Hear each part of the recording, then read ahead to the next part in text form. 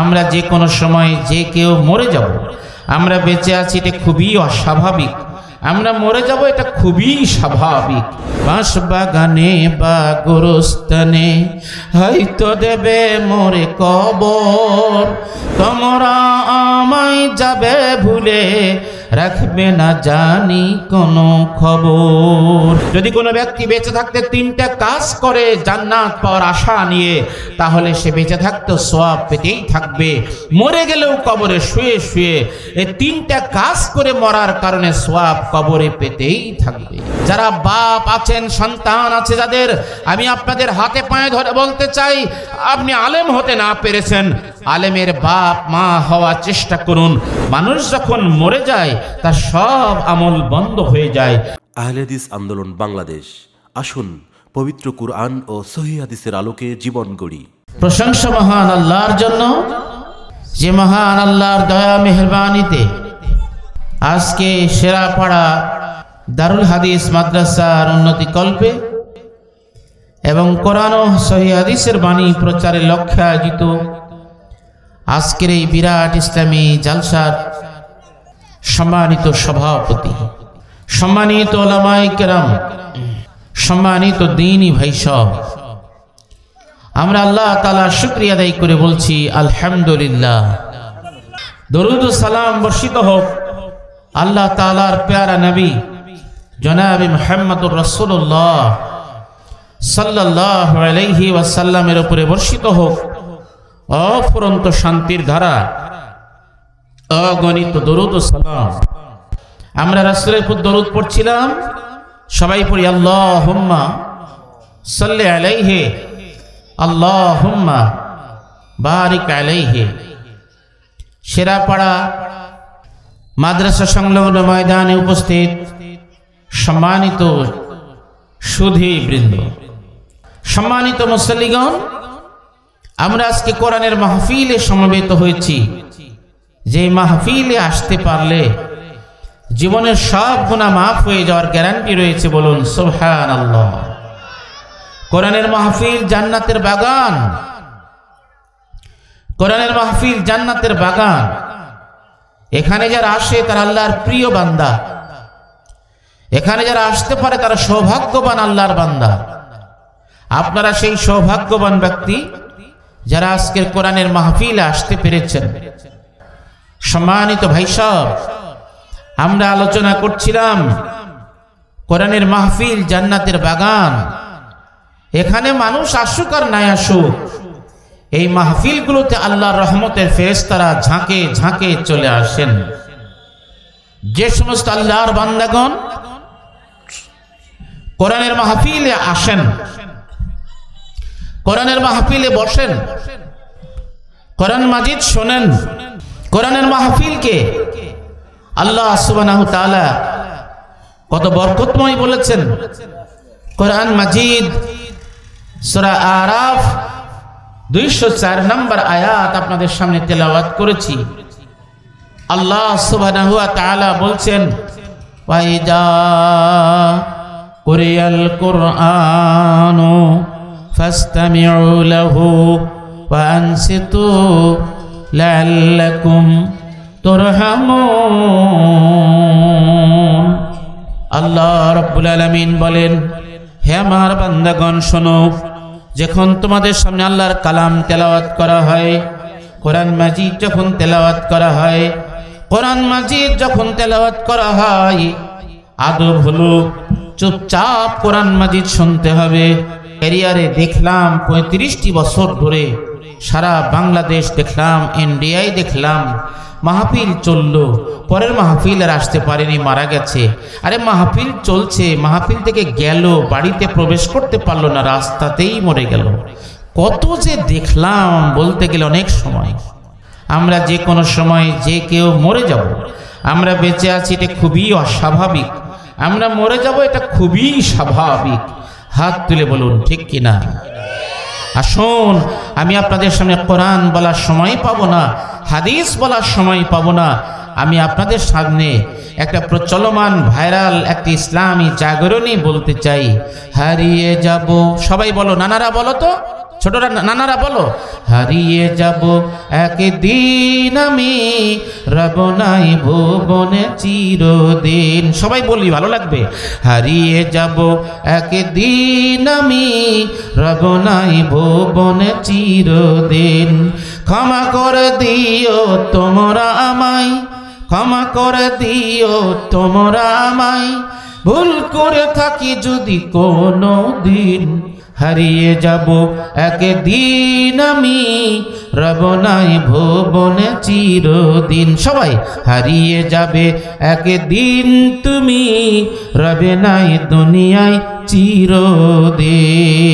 ঠিক কিনা? সবাই বলুন হাত তুলে, ঠিক কিনা?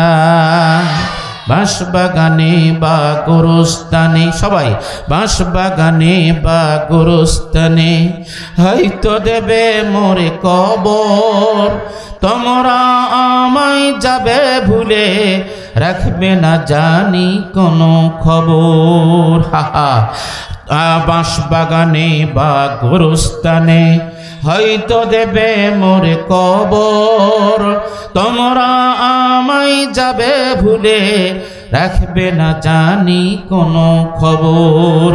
পড়বে কি মনে আমার কথা, জোরে পড়বে কি মনে আমার কথা, ফেলবে কি অশ্রু কোনো দিন।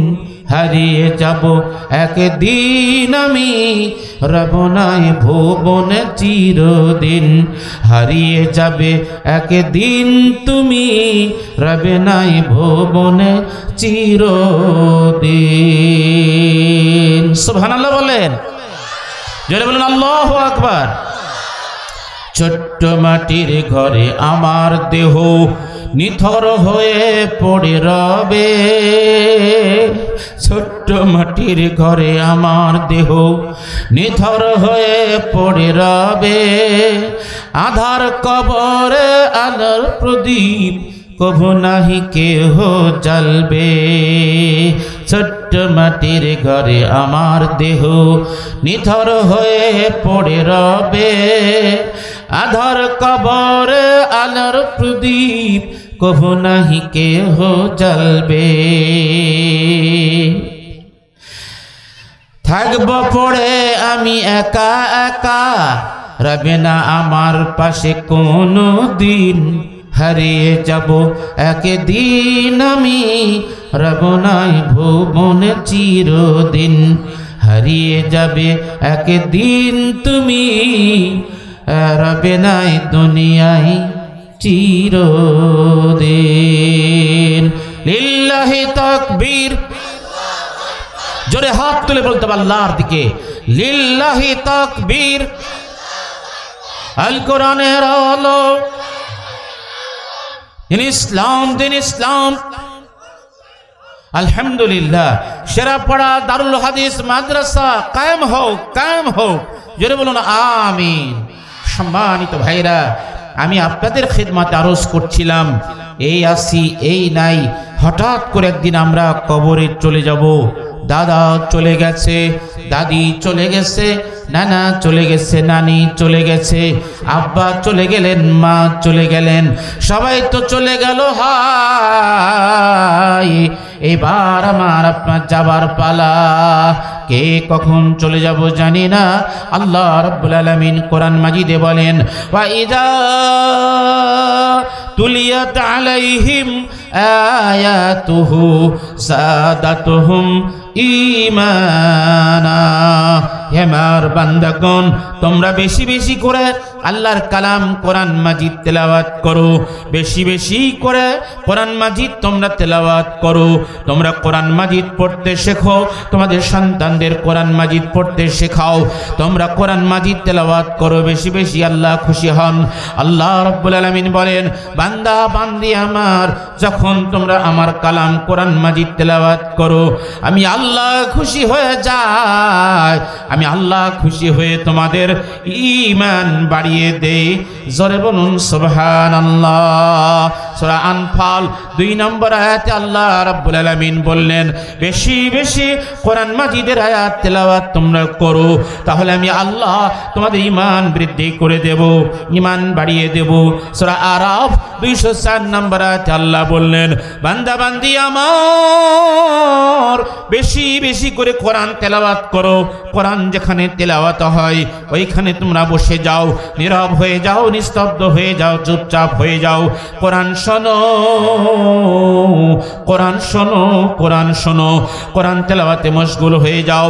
আমি আল্লাহ তোমাদের উপর রহমত বরকত নাজিল করব। সম্মানিত ভাইরা, কোরআন মাজিদ মহান আল্লাহর কালাম, কোরআন মাজিদ মহা বিশ্বের বিস্ময়। আল্লাহ রাব্বুল আলামিন 23 বছর ধরে কোরআন মাজিদ নাজিল করেছেন। বিশ্ব মানবতার মুক্তির দূত বিশ্বনবী মুহাম্মদ সাল্লাল্লাহু আলাইহি ওয়াসাল্লামের উপরে কোরআন মাজিদ হলো শেষ নবীর উম্মতের জন্য জীবন বিধান, সংবিধান। জোরে বলুন মারহাবা। রাসূলের হাদিস দুইটি শোনাতে চাই। একটি হাদিস সহিহ বুখারী মুসলিমের, হাদিসের বর্ণনাকারী রাবী হচ্ছেন আমিরুল মুমিনিন খলিফাতুল মুসলিমিন হযরত উসমান ইবনে আফফান রাদিয়াল্লাহু তাআলা আনহু। হযরত উসমান ইবনে আফফান রাদিয়াল্লাহু তাআলা আনহু বলেন, বিশ্ব মানবতার মুক্তির দূত বিশ্বনবী মুহাম্মদ সাল্লাল্লাহু আলাইহি ওয়াসাল্লাম ইরশাদ করেছেন, হে আমার উম্মতেরা শোনো। আল্লাহর নবী বলছেন আপনারা শুনুন। ভাইরা শোনেন, আমার দিকে খেয়াল করেন, বাবাজিরা শোনেন, আমার নানারা ভালো করে, ছোট্ট নানারা ভালো করে শোনো। আল্লাহর নবী বলছেন শোনো, পৃথিবীর বুকে, আসমানের নিচে, জমিনের ওপরে ওই ব্যক্তি আল্লাহর পছন্দের ব্যক্তি, যে ব্যক্তি নিজে কোরআন শিক্ষা করে, নিজেদের সন্তানদের কোরআন শিক্ষা দেয়। জোরে বলুন মারহাবা, সবাই বলুন মারহাবা। আল্লাহর পছন্দীয় ব্যক্তিরা জাহান্নামে যাবে না জান্নাতে যাবে? কথা বলেন। আল্লাহর পছন্দের ব্যক্তিরা জান্নাতে যাবে না জাহান্নামে যাবে? নিশ্চয়ই তারা জান্নাত পাবে, জাহান্নাম থেকে বেঁচে যাবে, জান্নাত পেয়ে ধন্য হয়ে যাবে। আমার ভাইরা, মুরব্বীরা, মা বোনেরা, আমি আজকে আপনাদের খেদমতে আরজ করতে চেয়েছি, আল্লাহর নবীর আরেকটি হাদিস বলছি। হযরত আনাস রাদিয়াল্লাহু তাআলা আনহু থেকে বর্ণিত, তিনি বলেন, আল্লাহর নবী মুহাম্মদ সাল্লাল্লাহু আলাইহি ওয়াসাল্লাম ইরশাদ করেছেন, হে আমার উম্মতেরা শোনো, প্রতিটি মুসলমানের জন্য কোরআন শিক্ষা করা, দ্বীনি ইলম অর্জন করা আল্লাহ তাআলা ফরজ ঘোষণা করেছেন। জোরে বলুন আল্লাহু আকবার। কোরআন আপনাকে শিখতেই হবে, কোরআন আপনার সন্তানকে শিখাতেই হবে, আপনার সন্তানের হাতে কোরআন মাজিদ তুলে দিতে হবে, আপনার সন্তানকে মাদ্রাসায় দিতেই হবে, সহি শুদ্ধভাবে তাসবিহ তারতিল সহকারে আপনার সন্তানকে কোরআন শিখাতে হবে। যদি শিখান লাভটা কি হবে, না শিখান ক্ষতিটা কি হবে। আরেকটা হাদিস আমি আপনাদের শোনাই। আল্লাহর নবী বলছেন, হাদিসের ইবারত আমি খুতবায় পড়েছি, আর একবার পড়ছি। আন আবি হুরায়রা রাদিয়াল্লাহু তাআলা আনহু قال قال رسول الله صلى الله عليه وسلم اذا مات الانسان انقطع عنه عمله الا من ثلاثه الا من صدقه جاريه او علم ينتفع به او ولد صالح يدعو له رواه মুসলিম। আবু হুরায়রা রাদিয়াল্লাহু তাআলা আনহু থেকে বর্ণিত, তিনি বলেন, বিশ্বনবী মুহাম্মদ সাল্লাল্লাহু আলাইহি ওয়াসাল্লাম ইরশাদ করেছেন, হে আল্লাহর বান্দারা শোনো, তোমরা যখন বেঁচে থাকবে, বেঁচে থাকা অবস্থায় তিনটি কাজ করো। মনে রেখো, যখন মানুষ মরে যায় তার সব আমল বন্ধ হয়ে যায়। শুনুন, আমার দিকে খেয়াল করুন, অ্যাটেনশন প্লিজ। মানুষ যখন মরে যায় তার সব আমল বন্ধ হয়ে যায়। আবার বলি, মানুষ যখন মরে যায় তার সব আমল বন্ধ হয়ে যায়। মানুষ যখন মরে যায় তার সব আমল বন্ধ হয়ে যায়। আল্লাহর নবী বলছেন, বেঁচে থাকতে সুসিদ্ধান্ত নিয়ে যদি কোনো ব্যক্তি বেঁচে থাকতে তিনটা কাজ করে জান্নাত পাওয়ার আশা নিয়ে, তাহলে সে বেঁচে থাকতে সওয়াব পেতেই থাকবে, মরে গেলেও কবরে শুয়ে শুয়ে এই তিনটা কাজ করে মরার কারণে সওয়াব কবরে পেতেই থাকবে। সবাই বলি না কেন? বাদাম খাও কেন বরিন্দারা? জোরে কহো না সুবহানাল্লাহ, আরো জোরে। হ্যাঁ, জোরে বলি এবার সুবহানাল্লাহ। তিনটা কাজ করো, বেঁচে থাকতে তিনটা কাজ করো। কয়টা কাজ? তিনটা কাজ করো, তাহলে বেঁচে থাকতে সওয়াব পাবা, মরে গেলেও কবরে সওয়াব পেতেই থাকবা। কি সুন্দর কথা আল্লাহর নবী বলেছেন, বেঁচে থাকতেও সওয়াব পাবে, মরে গেলেও কবরে সওয়াব পেতেই থাকবে। আষাঢ় শ্রাবণ মাসে নদীর স্রোত যেমন কেউ রক্ষা করতে পারে না, আল্লাহর নবী বলেন ওই সওয়াব আল্লাহ ছাড়া কেউ বন্ধ করতে পারে না। আর আল্লাহ এমন অবিবেচক জালিম সত্তা নন। আল্লাহ রাব্বুল আলামিন কখনো তা বন্ধ করবেন না। এক নম্বর সাদকায়ে জারিয়া, মাদ্রাসা তৈরি করা সাদকায়ে জারিয়া, মসজিদ তৈরি করা সাদকায়ে জারিয়া, নলকূপ পুঁতে দেওয়া সাদকায়ে জারিয়া, এরপরে আপনার গাছ লাগানো সাদকায়ে জারিয়া, দেশ ও জাতির কল্যাণে মানুষের কল্যাণে দান করা সাদকায়ে জারিয়া, যা থেকে মানবতা উপকৃত হয়, মানুষ উপকৃত হয়, সবটাই সাদকায়ে জারিয়া। আল্লাহ নবী বলেন। আর দুই নম্বর হলো আও ইলমিন ইনতাফাউ বিহি।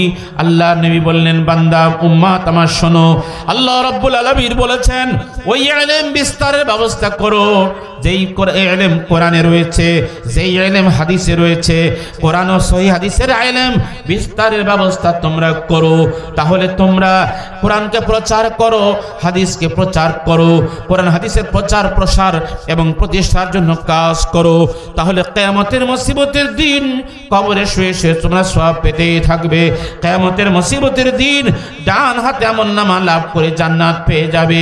জোরে বলুন মারহাবা। তিন নাম্বার হলো তোমাদের সন্তানদের কোরআন শিখাও, তোমাদের সন্তানদের আলেম বানাও, হাফেজ বানাও, মুহাদ্দিস বানাও, মুফাসসির বানাও, ফকিহ বানাও, আদিব বানাও। আর যদি তোমরা তোমাদের সন্তানদের নেককার, পরহেজগার, ইমানদার, দিনদার সন্তান বানিয়ে রেখে যেতে পারো, বেঁচে থাকতেও লাভবান হবে, মরে গেলেও সন্তান তোমার জন্য আল্লাহর ভাষায় দোয়া করবে। সবাই দোয়াটা আমরা একবার পড়ি। আব্বা মা যাদের কবরে আছে তারা কবরে সওয়াব পাবে, শান্তি পাবে। আর যাদের আব্বা মা বেঁচে আছে তাদের আব্বা মাকে আল্লাহ নেক হায়াত দারাজ করবেন। আওয়াজ দিয়ে সবাই পড়ুন, রব্বির হামহুমা। আওয়াজ হবে, রব্বির হামহুমা কামা রব্বায়ানি সগীরা। কোন নেককার বাপ মায়ের নেককার সন্তান মাদ্রাসায় পড়েছে, হাফেজ তৈরি হয়েছে, আলেম তৈরি হয়েছে, বড় শায়েখ তৈরি হয়েছে, এমন নেককার সন্তানরা পিতামাতার জন্য বেঁচে থাকতো সম্পদ। পিতামাতা মারা গেলেও এই সন্তানগুলো পিতামাতার জন্য জান্নাতের জারিয়া। জোরে বলুন ঠিক কিনা, হাত তুলে বলুন ঠিক কিনা। এতক্ষণ ধরে আপনারা শুনছিলেন আমাদেরকে কোরআন শিখতে হবে, আমাদের সন্তানদেরকে কোরআন শিক্ষার আওতায় আনতে হবে, আমাদের ছেলেদের হাতে কোরআন মাজিদ তুলে দিতে হবে। আমাদের ছেলেরা প্রাইমারি স্কুলে যাচ্ছে, আমাদের ছেলেরা কি প্রাইমারি স্কুলে কোরআন শিখতে পায়? সবাই বলেন হাত তুলে, একসঙ্গে বলেন হাত তুলে। প্রাইমারি স্কুলে কোরআন শিখাবার কোনো ব্যবস্থা আছে?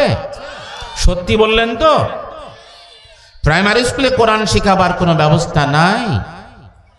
অথচ 90 জন মুসলমান, শতকরা 92 জন মানুষ মুসলমান এই দেশে বাস করে। মুসলমানদের ট্যাক্সের টাকায় দেশ চলে। সেই দেশে প্রাইমারি স্কুলে পড়ানো হয় হাট্টিমা টিম টিম, তারা মাঠে পাড়ে ডিম, তাদের খাড়া দুটো শিং, তারা হাট্টিমা টিম টিম পড়ে শিখছে ঘোড়ার ডিম।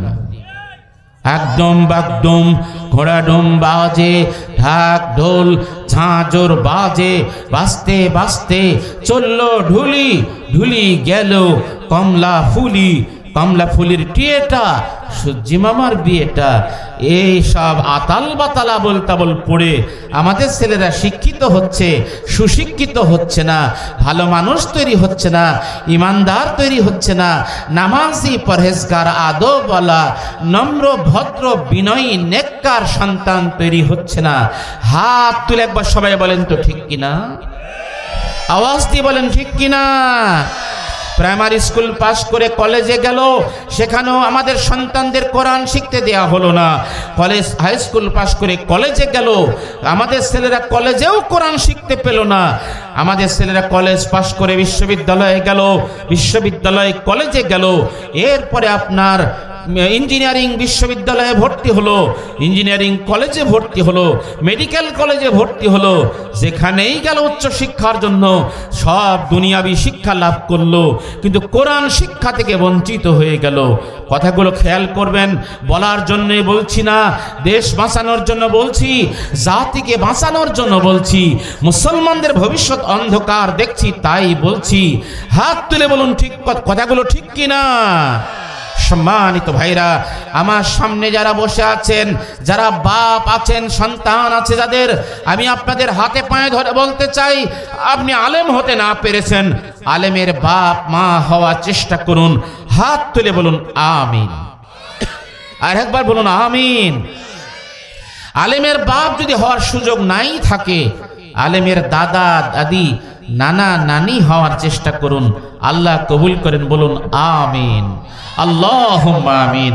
সম্মানিত ভাই সব, আমি আপনাদের সামনে আলোচনা করছিলাম, কোরআন মাজিদ শিখতে হলে প্রাইমারি স্কুলে কোরআন শেখানো হলো না, কোরআন মাজিদ হাই স্কুলেও শেখানো হলো না, কলেজেও শেখানো হলো না, ইউনিভার্সিটিতেও শেখানো হলো না। কোরআন শিখতে হলে আমাদের ছেলেরা কি মঙ্গল গ্রহে যাবে? কথা বলে না? হাত তুলে বলেন, আমাদের ছেলেরা কোরআন শিখতে হবে কি শিখতে হবে না? কি আমাদের ছেলেরা কি মঙ্গল গ্রহে যে কোরআন শিখে আসবে? আমাদের ছেলেদের কোরআন শিখাতে হলে মাদ্রাসা লাগবে। আলহামদুলিল্লাহ, আমি একজন মাদ্রাসার প্রধান হিসেবে আপনাদের সামনে দ্ব্যর্থহীন বলি, আমার বর্ণাঢ্য ক্যারিয়ারের এক পর্যায়ে, এই বয়সের এই পর্যায়ে এসে আমি আপনাদের 100% গ্যারান্টি দিয়ে বলতে চাই, বাংলাদেশের মাদ্রাসাগুলো কোরআনের প্রচার প্রসার প্রতিষ্ঠার জন্য কাজ করছে। মাদ্রাসার ছাত্র শিক্ষক যারা 100% ভেজালমুক্ত ভালো মানুষ তারা, মাদ্রাসা ছাত্র শিক্ষক যারা দেশপ্রেমিক ভালো মানুষ তারা। সম্মানিত ভাইরা, বাইরে যারা ঘোরাঘুরি করছেন তারা কি মনে করছেন আজকের মাহফিলটা কাকনহাটের মেলা? যারা আজকে এরকম আচরণ করছে, রাস্তায় দাঁড়িয়ে আছেন, আপনাদের যে কত মারাত্মক গুনাহ হচ্ছে মরলে বুঝতে পারবেন। সবাই বলছেন না কেন? ঠিক। সামনে ফাঁকা জায়গা রেখে বসে আছেন, পেছনে ছাগলের মতো ঝুল দিয়ে, তাও ঠিক। ফক ফক করে যে বাদাম খাচ্ছেন, তাও ঠিক। এক লোক বলছিল এক মাহফিলে, হুজুর বাদাম খাচ্ছি তাই আপনার চোখে হয় না, থামেন একটু পরে বেড়ি খাবো। কাকনহাটে এরকম বেয়াদব নাম্বার 1 নাই বলে আমি বিশ্বাস করি। সম্মানিত ভাইরা, তাহলে আমাদের সন্তানদের কোরআন শিখাতে হলে, আমাদের সন্তানদের ভালো মানুষ বানাতে হলে, আমাদের সন্তানদের আদবওয়ালা নম্র ভদ্র সোনার মানুষ বানাতে হলে আমাদের সন্তানদের মাদ্রাসায় পড়াইতে হবে। রাজি সত্য হলে জোরে হাত তুলে বলুন ঠিক কিনা? আবার বলুন ঠিক কিনা?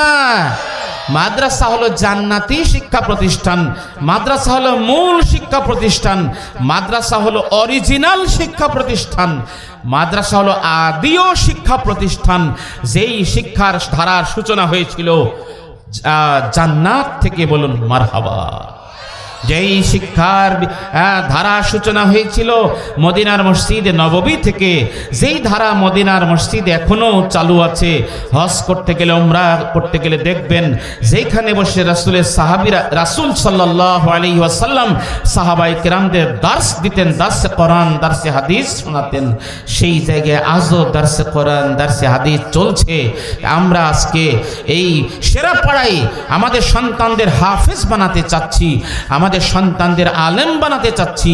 এক পর্যায়ে এখান থেকে যারা পড়ে বের হবে, উচ্চ শিক্ষা গ্রহণ করে তারা মদিনা বিশ্ববিদ্যালয় পর্যন্ত পড়ে বড় মাপের আলেম শায়েখ হয়ে দেশ এবং জাতির জন্য কাজ করবে, এই আশাবাদ আমরা করছি। আল্লাহ কবুলের মালিক বলুন আমিন। সবাই একটু বলুন আল্লাহুম্মা আমিন।